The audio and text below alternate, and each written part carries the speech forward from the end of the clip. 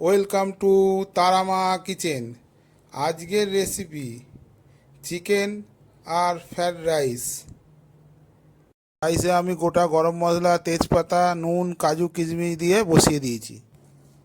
রাইসের চাল ডেচকিতে ফুটছে, আমি কাজু কিশমিশ দিয়ে দিয়েছি। উনুনে কড়া বসিয়ে দিয়ে দিচ্ছি সাদা তেল আর 1 চামচ ঘি।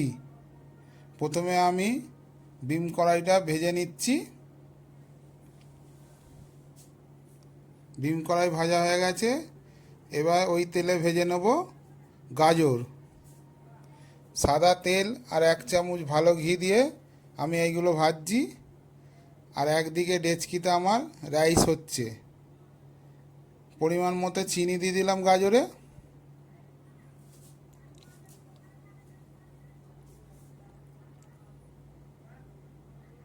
চিনিটা দিয়ে ভালো করে নেড়ে তার ওপর ভাজা বিম কড়াইটা আমি দিয়ে দেবো। তিনটে জিনিস একসাথেই হয়ে গেল, গাজর, বিম কড়াই আর চিনি। রাইসটা আমার হয়ে গেছে, দেখুন ঝরঝরে হয়েছে। এবার আমি ওই ভাজাটা দিয়ে দেবো। রাইসেতে আগেই আমি কাজু কিশমিশ দিয়েছিলাম যখন ফুটছিল। নুনও দিয়ে দিয়েছিলাম পরিমাণ মতো। এবার ডেচকিতে দিয়ে খুন্তি করে ভালো করে নাড়াচাড়া করে গ্যাসের উনুনে বসিয়ে, ডেচকি সমেত বসিয়ে আমি ভালো করে নাড়াচাড়া করে রাইসটাকে ভেজে নেব।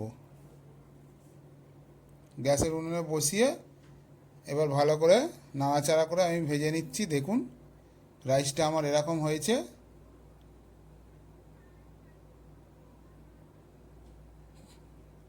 মাংসটা আমি প্রথমে নুন হলুদ মাখিয়ে নিচ্ছি।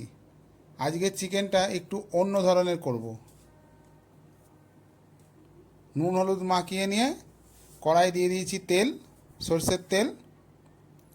এবার মাংসটা প্রথমে আমি ভেজে নেব। চিকেনটা আমি ভালো করে প্রথমে লাল লাল করে ভেজে নেব।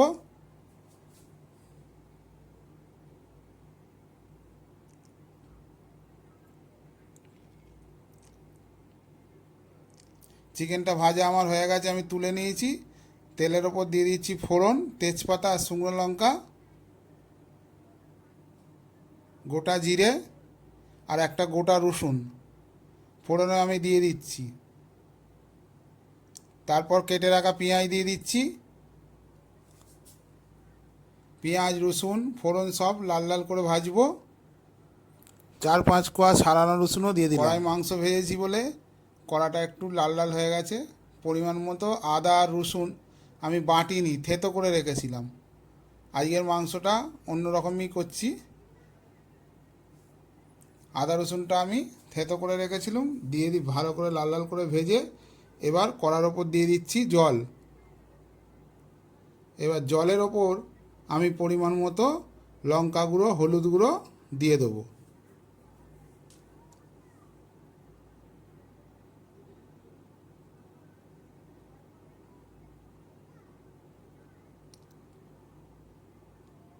এই চিকেনটা একটু আলাদা স্বাদ হবে, যেহেতু একটা গোটা রসুন ফোড়নে দিয়েছি। কেটে রাখা টমেটো দিয়ে দিচ্ছি, দিয়ে মশলাটাকে ভালো করে কষিয়ে নেব। ভেজে রাখা মাংস এটাও দিয়ে দিচ্ছি। সব সমেত এবার ভালো করে কষবো। আলু দিয়ে দিলাম। আলু আজকে আমি বন্ধুরা ভাজিনি, এমনি কেটে রেখেছিলাম, সেটাই দিলাম।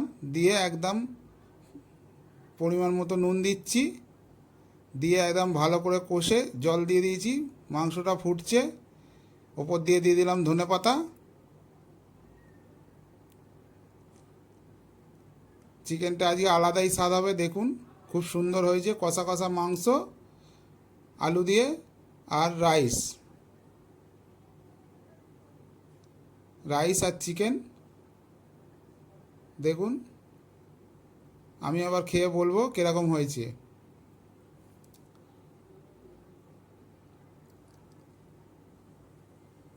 ফ্রায়েড রাইস আর চিকেন ভালোই হয়েছে।